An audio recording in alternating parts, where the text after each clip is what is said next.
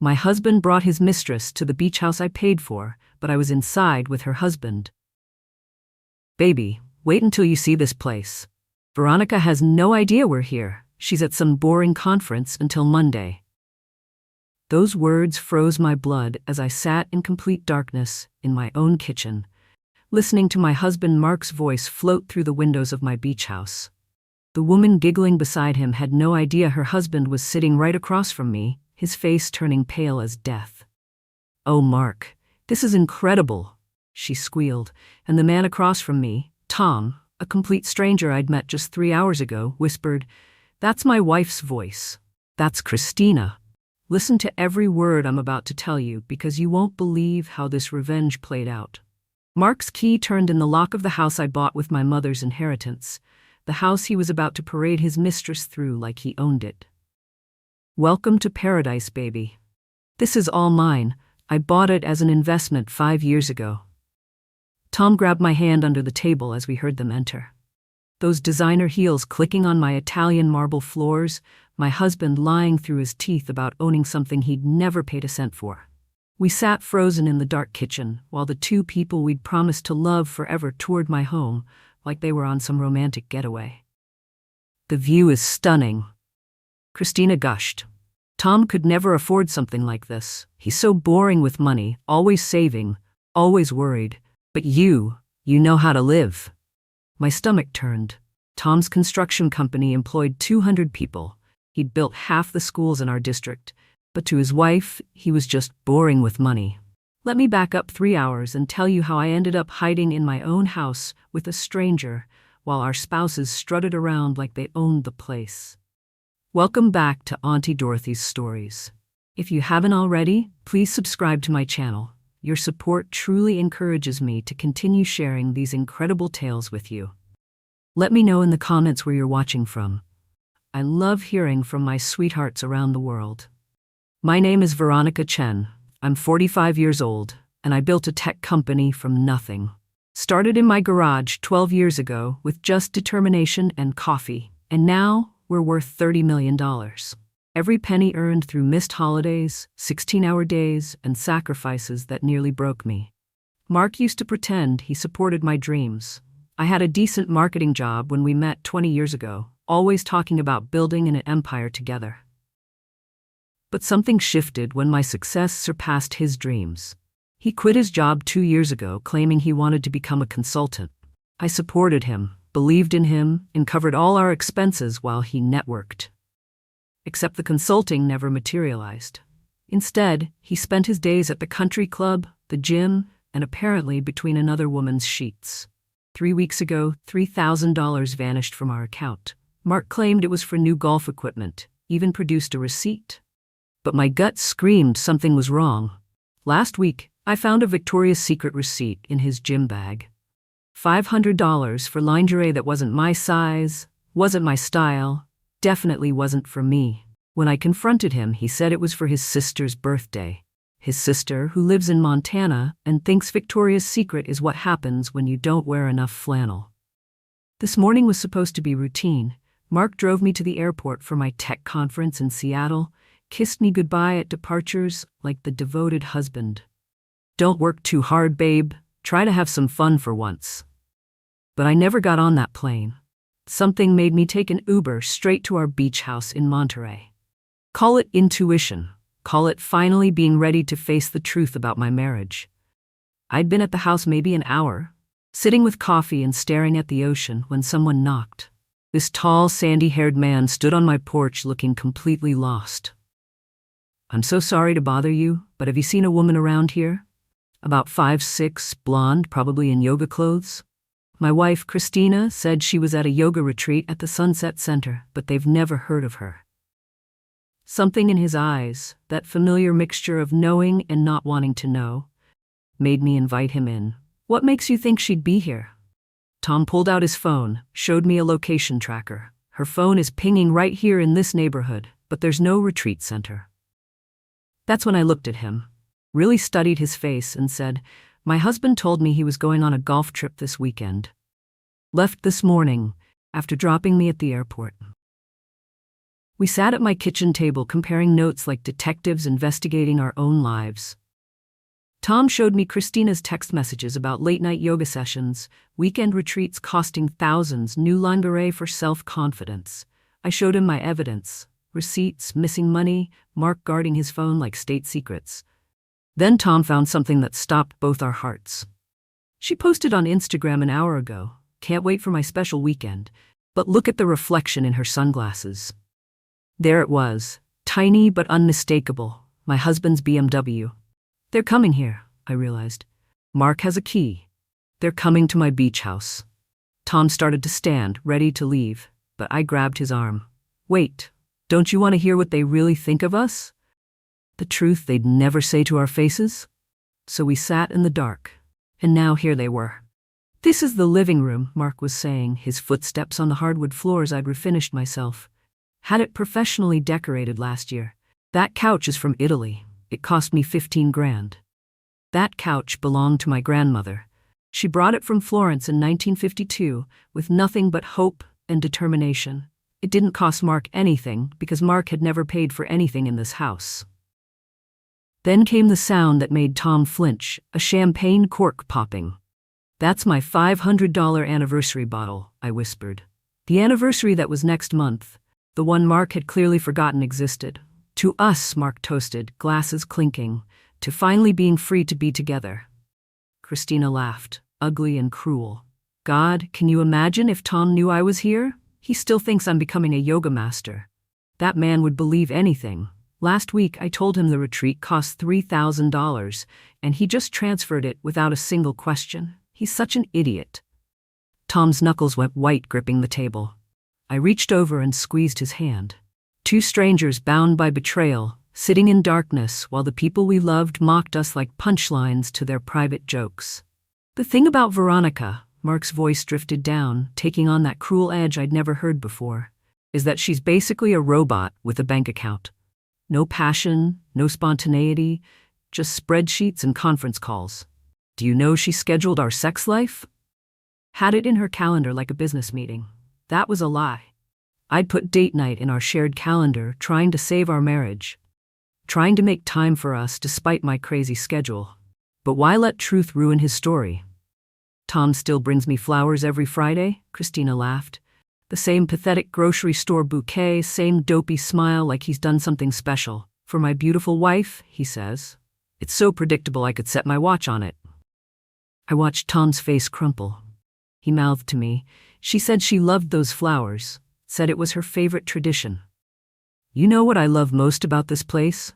Mark's voice had moved to the master bedroom. "It's our secret paradise. Veronica's so obsessed with her company, she barely remembers this house exists.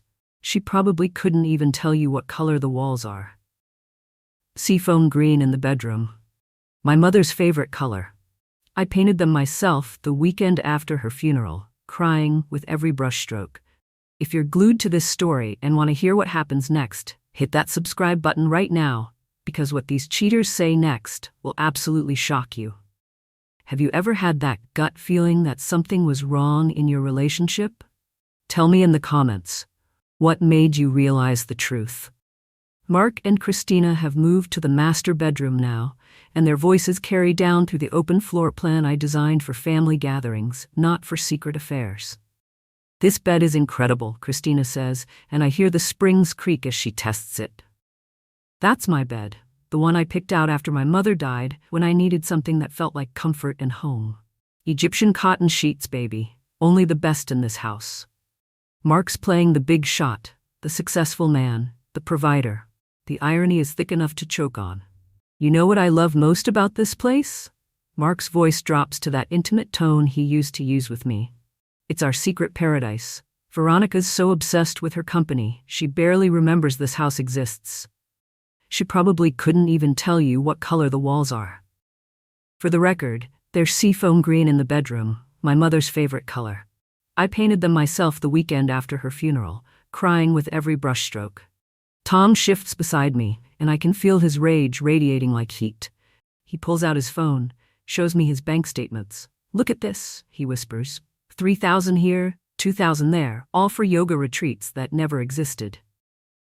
I show him mine. Mysterious charges, cash withdrawals, all while Mark claimed he was building his consulting business. He told me he was networking, I whisper back. Said these country club memberships and golf trips were investments in our future. We hear them settling into the living room now, and Christina's voice takes on a calculating tone. So when are you going to tell Veronica about us?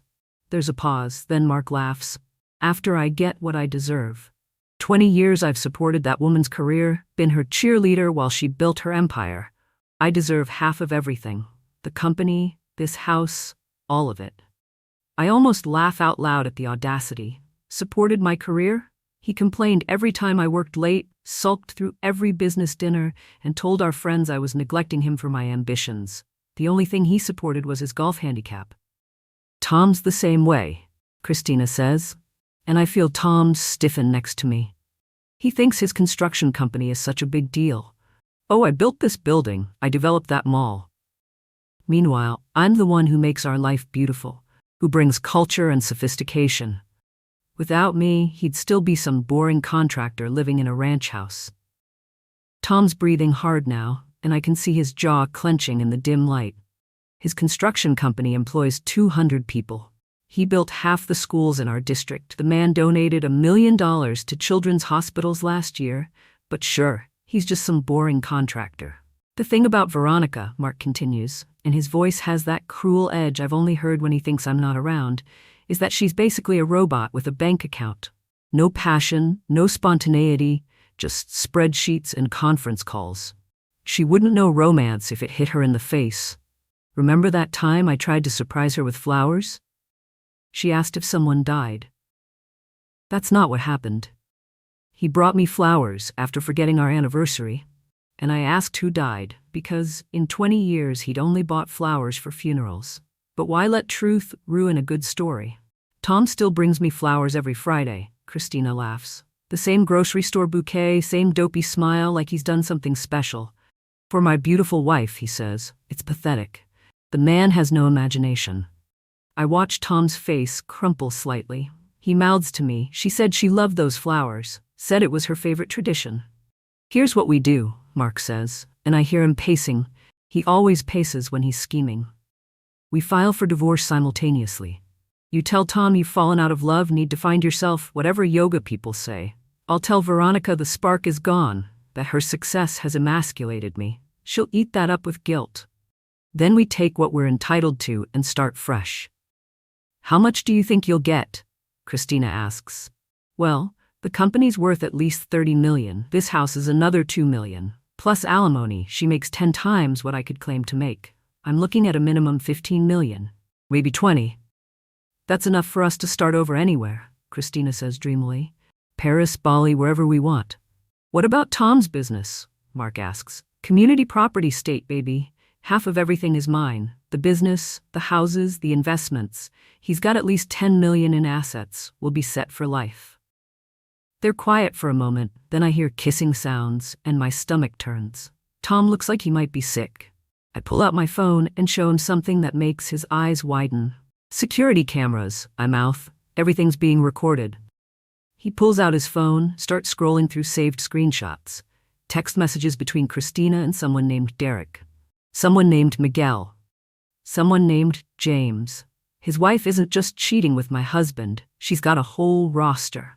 I show him what I found last week. Mark's secret credit cards. The ones he opened in my name. 3 different women he's been buying jewelry for. The dating profiles that are still active. The escort services charged to our joint account. This isn't just an affair, it's a pattern of deception so deep I don't know where the lies end and the truth begins. Should we confront them now? Tom whispers. Not yet, I whisper back. I want them to feel safe. I want them to show us exactly who they are. That's when I get an idea. I pull out my work phone, the one Mark doesn't know about, and send him a text. Honey, the conference ended early, thinking of driving to the beach house for a romantic surprise. Be there in 2 hours. We hear Mark's phone buzz, hear his sharp intake of breath. Shit, shit, shit, shit. What's wrong? Christina asks. Veronica's coming here. She'll be here in 2 hours. What? I thought you said she was in Seattle until Monday. She was. The conference must have ended early. We have to go now. This is your fault. You said this was safe. My fault? You're the one who wanted to come here. And just like that, their perfect unity cracks. They're arguing now, voices raised, blame flying back and forth. Tom types on his phone, sends a text to Christina. Surprise, baby. The retreat looked so peaceful, I thought I'd join you. On my way to Sunset Center now. Christina's phone pings. She shrieks. Tom's coming to the yoga retreat. So the retreat doesn't exist, you idiot. He's going to know I lied. Just tell him you left early. And went where? Your wife is coming here. They're panicking now, scrambling to gather their things, their perfect affair unraveling thread by thread. This is a disaster, Christina moans. We're gonna get caught. Not if we leave right now, Mark insists. We can say we were never here. What about the champagne? Our fingerprints are everywhere. Stop being paranoid. Just grab your stuff. Tom and I look at each other in the dark kitchen. Ready? I ask. He nods. Let's end this. If your heart is racing right now, imagine how I felt at that moment. Subscribe to hear exactly how we confronted these liars and what happened when they realized we'd heard everything. What would you do in this moment? Reveal yourself immediately or let them panic more? Let me know in the comments below. We stand up together, Tom and I, two strangers who've become allies in the span of 3 hours. My legs feel like jelly, but my spine is steel. We walk out of the kitchen through the hallway and into the living room where Mark is frantically shoving things into Christina's yoga bag. They don't see us at first. They're too busy arguing about whose fault this disaster is. Then Christina looks up, and the color drains from her face like someone pulled a plug. Tom? Mark spins around so fast he nearly falls over. Veronica, what are you doing here? For 30 seconds, nobody moves. It's like we're frozen in some horrible tableau. The cheaters and the betrayed, the liars and the lied to. The silence is so thick you could cut it with a knife. Then Mark's survival instincts kick in, and he tries to smile, that charming smile that used to work on me. Honey, I can explain. I was showing the house to Christina here. She and Tom are thinking of buying a beach property, and I thought I'd give them some ideas. The lie is so absurd that Tom actually laughs. It's not a happy laugh. It's the laugh of a man who's just realized the person he married is a stranger. Buying a beach house? Christina, you told me you were at a yoga retreat. The retreat ended early, and Mark offered to show me. Stop. My voice cuts through their stammering like a blade. Just stop. We've been here the whole time. We heard everything. I pull out my phone, tap the screen, and suddenly their voices fill the room from the recording. Veronica's basically a robot with a bank account. Tom would believe anything. I deserve half of everything. Mark lunges for my phone, but Tom steps between us. I wouldn't do that if I were you, Tom says quietly, and there's something in his voice that makes Mark step back. That's taken out of context. Mark sputters. You don't understand. 8 months, Tom says to Christina. I have the phone records. 8 months of lies, yoga retreats, girls' weekends, meditation workshops, all lies so you could be with him. It's not what it looks like. Christina's crying now, mascara running down her cheeks. We never meant for it to happen. You never meant to plan our divorces, never meant to calculate how much money you could steal from us, never meant to mock us while drinking champagne in my grandmother's house. My voice is steady, but inside I'm shaking with rage. Your grandmother's house? Mark blinks. You told me you bought this place. I did buy it, with the inheritance from my mother, the woman whose funeral you skipped because of a golf tournament. That was an important networking opportunity. It was a funeral, Mark. My mother's funeral. Tom pulls out his phone now, starts scrolling. Christina, who's Derek? Her face goes white. What? Derek. Miguel. James. You've been texting them all. Planning dates, sending pictures. Mark isn't your only affair, he's just one of many. Mark turns to Christina, his face twisted with shock. What? You're seeing other people? Oh, that's rich, I laugh. Mark, you want to tell her about Jennifer? Or Sarah? Or that escort service you've been charging to our credit card? You've been with escorts? Christina shrieks. You've been with 3 other men? Mark shouts back. And suddenly they're at each other's throats, their perfect love affair crumbling into accusations and rage. You said I was special, Christina cries. You said we were soulmates. Mark fires back. Enough. Tom's voice booms through the room. You two deserve each other, but you don't deserve us. I pulled out a manila envelope from behind the couch where I'd stashed it earlier before they arrived. Mark, you've been served. Divorce papers. And before you start calculating your millions, know this. The beach house is in a trust my mother set up. My company is incorporated with an ironclad prenup you signed. The country club membership, the car lease, the credit cards, all in my name, all canceled as of this morning. You can't do this to me. I have rights. 20 years of marriage. Rights? You want to talk about rights? How about the right to a faithful husband? The right to honesty? The right to not have my money stolen for your affairs? Tom pulls out his own envelope. Christina, you're served too. And your yoga studio? It operates out of my building. Your lease is terminated. Your things are already at your mother's house. My studio? You can't take my studio. I'm not taking anything. I own the building. You don't pay rent because I never charged you. That ends today. What about the kids? Christina wails. You can't keep me from our children. The kids already know. They're at my mother's house. They saw the credit card statements, Christina. They're not stupid. They chose where they wanted to be. Mark's face has gone from red to purple to a strange gray color. This is illegal. You can't spy on us. You can't record us without consent. California is a two-party consent state for recordings, I say calmly. Unless you're in my home where I have security cameras clearly posted. See the signs by the door? The ones you walked right past? They both spin to look, and there they are. Small but legal notices about video surveillance for security purposes. But more importantly, Tom adds, we didn't need recordings. The private investigator I hired 3 weeks ago has everything. Photos, receipts, documentation. You two weren't as careful as you thought. Private investigator? Christina gasps. Did you think I was really that stupid? Tom asks quietly. That I wouldn't notice thousands of dollars disappearing? I wouldn't wonder why you needed so many retreats?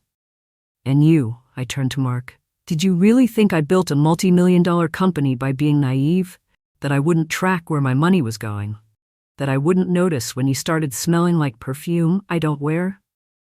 Mark tries one more manipulation, his voice dropping to that soft, vulnerable tone he uses when he wants something. Veronica, please, we can work this out. Couples therapy. We can fix this. 20 years, baby. Don't throw it all away. I'm not throwing anything away. You already did that. You threw it away the first time you lied to me, the first time you touched her, the first time you mocked me in my own home. This is your fault. Christina suddenly screams at Mark. You said she was cold. You said she didn't care about this place.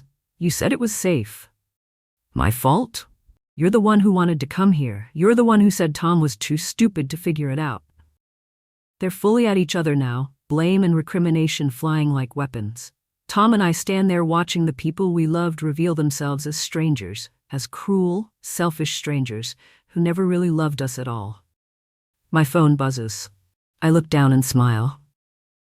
Oh, Mark, that text about me coming here? I sent that. I've been here all morning. The conference in Seattle? I never went. I've been sitting in that kitchen waiting for you to show me who you really are. And you did. You showed me everything. You set me up? No, you set yourself up. I just gave you the rope. There's a knock at the door. 2 security guards I hired stand on the porch. These people need to leave my property, I tell them. They're trespassing. You can't throw me out, Mark shouts. I live here. No, you don't. Check the deed, check the mortgage, check any legal document. This is my house, bought with my money, in my name. You're a guest who's no longer welcome. This confrontation has been 20 years in the making. If you want to see how this all ends, how justice is finally served, make sure you're subscribed, because the resolution will give you chills. Do you think we were too harsh, or did these cheaters get exactly what they deserved? Share your thoughts in the comments. The security guards escort Mark and Christina toward the door, but Mark tries one last desperate move. I'll destroy you in court. I'll take everything. You'll be begging me to come back. With what money? I ask calmly. Your accounts are frozen. The credit cards are canceled. Your car is being repossessed as we speak. You'll need to find a lawyer who works for free, and good luck with that. Christina turns to Tom, tears streaming down her face, and for a moment she looks like the woman he fell in love with. Tom, please. 15 years, our children, our life, don't do this. Tom's voice is sad but firm. You did this, Christina. Every lie, every betrayal, every choice, you did this. I would have given you everything, but nothing was ever enough. But I love you. No, you love what I provide. You love the lifestyle, the security, the building for your studio. But me, you were laughing at me an hour ago. Boring contractor. No imagination. Those flowers I brought you every Friday, you said they were pathetic. I didn't mean it. Yes, you did. For the first time since I met you, you were telling the truth. As they're being let out, Mark makes one final attempt. Veronica, when this all blows over, when you realize what you've lost, I won't be waiting. I actually laugh. Mark, you were never waiting. You were just taking. Taking my money, my trust, my love, and giving nothing back but lies. So please, don't wait. Move on. Find another robot with a bank account to support you. The door closes behind them, and suddenly the house is quiet. Tom and I stand there in my living room, met two people who started as strangers this morning and have been through a war together. He looks at me, and there's something like wonder in his eyes. You knew. You knew everything before I knocked on your door. I suspected, but I didn't know about Christina until you showed up. Funny how the universe works, isn't it? Bringing us together right when we needed a witness, a partner in this insanity. We walk out to the deck, overlooking the ocean. The sun is starting to set, painting the sky in shades of orange and pink. Tom opens the champagne that Mark and Christina abandoned, pours 2 glasses. What do we toast to? Freedom, I say. Truth, new beginnings. To not being robots or boring contractors, he adds with a small smile. We clink glasses and sit in comfortable silence, watching the waves. There's nothing romantic about it. We're both too raw, too broken, too freshly wounded. But there's understanding. There's solidarity. There's the strange comfort of being with someone who knows exactly what you're going through. What happens now? Tom asks. Now we rebuild. Now we learn to trust ourselves again. Now we figure out who we are without them. The kids are going to need therapy. We're all going to need therapy. We laugh, and it's not exactly happy, but it's real. More real than anything in our marriages has been for a long time. Can I ask you something? Tom says. How did you stay so calm? I wanted to punch him. I wanted to scream. But you were like ice. I wasn't calm. I was furious. But I learned a long time ago that anger without strategy is just noise. I wanted them to feel safe enough to show us everything. I wanted them to dig their own graves so deep they couldn't climb out. Mission accomplished. My phone buzzes with texts. Word is already spreading. Mark's girlfriends are messaging me, apologizing, saying they didn't know he was married. One of them, Jennifer, sends me screenshots of their conversations where Mark claimed I was his abusive ex who was stalking him. Another, Sarah, tells me Mark proposed to her last week with a ring he bought using our joint credit card.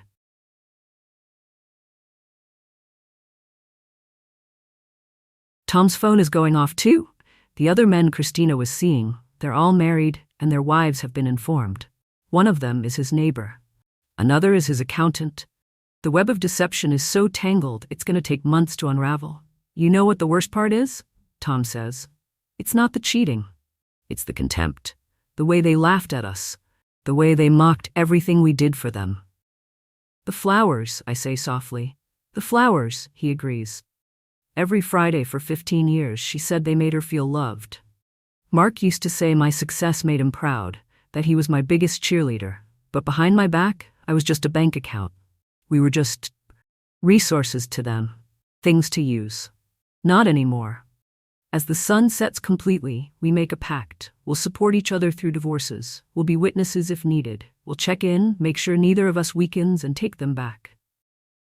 Because that's what they're counting on, that we'll get lonely, that we'll remember the good times, that we'll forget this betrayal. Tom leaves as the moon rises, but not before we exchange numbers. Not as potential partners, but as survivors of the same war. Thank you, he says, for letting me stay, for showing me the truth, for being stronger than I could have been alone. Thank you for knocking on my door, for reminding me I'm not crazy, for proving that there are still good people who bring flowers every Friday. After he's gone, I walk through my beach house, my sanctuary that Mark tried to claim as his own. I pour out the champagne they opened, throw away the glasses they used, open every window to let their presence dissipate into the ocean air. This is my space again. My life again. But I'm not the same person who drove here this morning thinking about divorce. I'm someone who has seen the worst of what love can become, but also the unexpected kindness of a stranger who becomes an ally. I'm someone who knows her worth isn't measured by her bank account or her company, but by her ability to stand up and say enough. If this story of betrayal and ultimate justice has kept you riveted, please subscribe and hit the notification bell, because stories like this remind us that we're never as alone as we think. Have you ever discovered a betrayal that changed everything? How did you find the strength to move forward? Share your story in the comments. 6 months have passed since that day in my beach house. 6 months of lawyers, paperwork, and revelations that made that Friday afternoon look like just the tip of the iceberg. Mark fought the divorce at first, hired a shark attorney who promised him millions. But when the forensic accountant found the fraudulent credit cards, the embezzled funds, and the tax evasion, Mark's lawyer dropped him like a hot stone. Turns out, claiming you're a consultant while having no clients and no income but lots of expenses is something the IRS finds very interesting. The divorce was final last month. Mark got nothing. Less than nothing, actually. He owes me $200,000 in stolen funds, though I'll never see a penny of it. He's living in a studio apartment in Fresno now, working at a car dealership. Jennifer, Sarah, and the other women all dumped him when they realized he was broke. Christina lasted 2 weeks before she moved on to her next target, some dentist in Sacramento who thinks he's found the love of his life. I thought about warning him, but Tom talked me out of it. People have to learn their own lessons, he said. We can't save everyone. Tom's divorce was messier. Christina tried to claim abuse, saying Tom was controlling and manipulative. But when the private investigator presented evidence of her multiple affairs, her lies about the yoga retreats, and the money she'd stolen, the judge wasn't sympathetic. She got standard alimony for 2 years, nothing more. The kids chose to stay with Tom.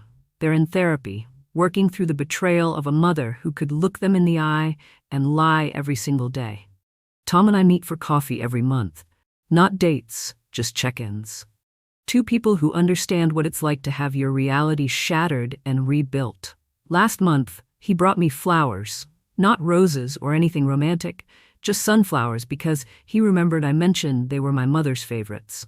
This isn't a move, he said quickly. I just thought you should have flowers that mean something, from someone who means them. My company went public 2 months ago. We're now valued at $50 million. And my picture was on the cover of Tech Weekly. The headline read, "Rising from the Ashes, How Veronica Chen Built an Empire While Her World Fell Apart." They don't know half of it. The morning of the IPO, I got a text from Mark. "Congratulations, I always knew you'd make it big." I deleted it without responding. He doesn't get to claim any part of my success, not anymore. But the most surprising part of these 6 months hasn't been the legal battles or the financial settlements. It's been the people who came out of the woodwork with their own stories. My assistant admitted she'd seen Mark with another woman a year ago, but didn't know how to tell me. My neighbor confessed that Christina had hit on her husband during a block party. Tom's brother revealed he'd never trusted Christina, but kept quiet to keep the peace. All these people who saw the truth but stayed silent, and I don't blame them. How do you tell someone their life is a lie? I've renovated the beach house completely. Every piece of furniture Mark touched is gone. The walls are new colors, sunrise yellow in the kitchen, ocean blue in the bedroom. I installed a new security system, not because I'm afraid, but because I never want to be blindsided again. The kitchen where Tom and I sat in darkness is now bright and open, with windows that frame the sea. It's become my favorite room, the place where truth was revealed and strength was found. Tom's rebuilding too. His construction company just landed the biggest contract in its history, a new hospital wing. His kids are doing better, laughing more. His daughter told him last week that she's glad he's divorced. "Mom was mean to you, Dad. We could see it even if you couldn't." Kids see everything, even when we think we're protecting them. Last week was the 1-year anniversary of my mother's death. The inheritance that bought the beach house, the money that Mark thought should be his. I went to her grave with flowers, not from a grocery store, but from the garden I've planted at the beach house. You saved me, Mom, I told her headstone. Your money didn't just buy a house, it bought my freedom. That night, I sat on my deck watching the sunset, and my phone rang. It was Tom. I know what today is, he said. Just wanted to check in. How did you know? You mentioned it during the divorce proceedings, said Mark skipped the funeral for golf. We talked for 2 hours, about parents and loss and how grief shapes us, about how sometimes losing someone shows you who everyone else really is, about how strength isn't not crying, it's crying and getting up anyway. Can I tell you something weird? Tom said near the end of the call.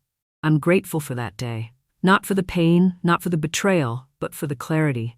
For finding out who Christina really was before I wasted another 15 years.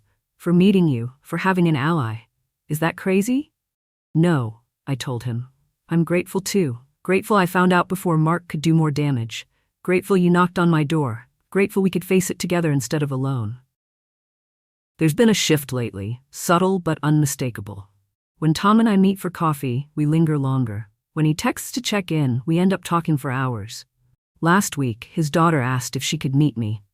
Dad talks about you all the time, she said. Not in a weird way, just, you make him smile when nothing else does. We had lunch, the three of us, and she told me about her AP chemistry class, her boyfriend drama, and her college applications. Normal teenage stuff that felt like a gift after everything. Yesterday, something happened that would have seemed impossible 6 months ago. I was at the grocery store reaching for avocados when I heard a familiar voice. Veronica? I turned, and there was Christina. She looked different, older, tired, designer clothes replaced with regular jeans and a faded sweater. For a moment, we just stared at each other. I heard about your IPO, she said finally. Congratulations. Thank you. She shifted uncomfortably, then blurted out, I'm sorry. I know it doesn't mean anything now, but I'm sorry. Not just for Tom, but for what I said about you that day. You weren't a robot. You were just focused, successful. I was jealous. What happened with the dentist? I asked, not unkindly. She laughed bitterly. He Googled me, found the divorce records, dumped me immediately. She looked at her hands. I'm working at a real yoga studio now. Actually teaching, not pretending. Making $14 an hour and living with my mother. It's humbling. Good luck, I said, and I meant it. Not forgiveness, not friendship, but a genuine wish that she'd learn something from all this. Is Tom? Is he okay? He's good, really good. The kids? They're in therapy, they're healing. She nodded, tears in her eyes. I destroyed everything real for something fake. Mark wasn't even good to me, you know? Once you two confronted us, once the money was gone, he showed his true colors. Called me a gold-digging whore, said I'd ruined his perfect setup. You didn't ruin anything. You both just revealed who you really were. She left then, pushing her modest cart toward checkout, and I stood there among the avocados thinking about karma and consequences and second chances. Not for her and Mark. Some bridges, once burned, can't be rebuilt. But for Tom and me, for all of us who've been broken and are choosing to heal rather than become bitter. This morning, I woke up in my beach house to the sound of waves and seagulls. The sun was streaming through those new windows, painting everything gold. My phone buzzed with a text from Tom. My kids want to know if you'd like to come to their school play next week. No pressure. Just thought I'd ask. I typed back, I'd love to. Then another text. Also, I've been thinking, and we've been having coffee for 6 months. Maybe it's time for dinner? Real dinner. Not divorce strategy sessions or trauma bonding, just dinner. I stared at the message for a long time, feeling something I hadn't felt in years. Possibility. Not rushing into anything, not rebounding, just the gentle suggestion that maybe life after betrayal could include more than just survival. Just dinner sounds perfect, I replied. Mark texted me again last week, begging for another chance, saying he's changed, he's in therapy, he realizes what he lost. I blocked his number. Some people get second chances, but not from the people they destroyed. He can have his second chance with someone new, someone who doesn't know what he's capable of. But not with me. Never again with me. The truth about betrayal is that it changes you fundamentally. You can't go back to who you were before you heard your husband laughing with his mistress in your grandmother's house. You can't know what it feels like to be mocked by someone you loved. But you can choose what you become next. You can choose to become suspicious of everyone, or you can choose to become more discerning. You can choose to close your heart, or you can choose to open it more carefully. I chose to become someone who trusts but verifies, someone who loves but keeps her eyes open, someone who gives second chances to people who've earned them, not to people who've squandered them, someone who brings her own sunshine instead of depending on someone else for warmth. Tom chose to become someone who still brings flowers, but now he knows they're appreciated. Someone who shows his kids that leaving a bad situation isn't failure, it's strength. Someone who can sit with another person's pain because he's faced his own. That day in my beach house, when we sat in the dark kitchen listening to our spouses plan our destruction, we had no idea we were actually listening to our liberation. Every cruel word, every calculated lie, every moment of contempt, it was all the evidence we needed that we weren't losing something precious. We were escaping something toxic.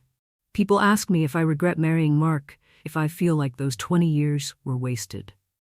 The truth is, I don't regret it. Those years taught me what I don't want, what I won't accept, what I deserve.